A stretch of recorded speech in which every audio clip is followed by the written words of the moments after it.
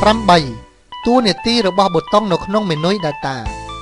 មេនុយនេះមានទីតាំងនៅខាងលើបន្ទាប់ពីមេនុយ Formula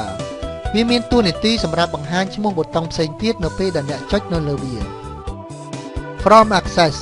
គឺសម្រាប់ទាញយកទិន្នន័យពី Microsoft Access From Web Page គឺសម្រាប់ទាញទិន្នន័យយកពី Web Page From Text គឺសម្រាប់ទាញយកទិន្នន័យពី File អត្ថបទ From Other Source សម្រាប់ទាញយកទិន្នន័យពីប្រភពផ្សេងៗ Existing Connection សម្រាប់ភ្ជាប់ទំនាក់ទំនងដែលមានស្រាប់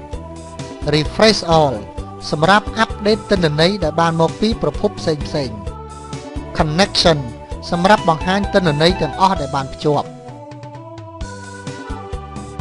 Sort សម្រាប់តម្រៀបទិន្នន័យតាមលំដាប់អក្សរ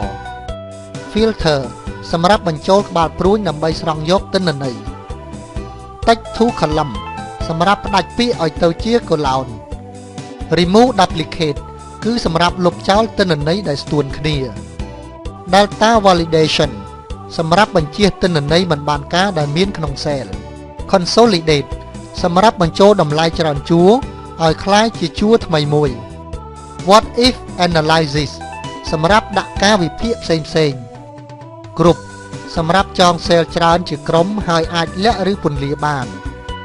Ungroup សម្រាប់លុបចោលការចង cell Show Detail សម្រាប់ពន្លា cell ដែលបានចងជាក្រុម Hide Detail សម្រាប់លាក់ cell ដែលបានចងជាក្រុម Subtotal សម្រាប់បញ្ចូលការគណនាសរុបតាមផ្នែក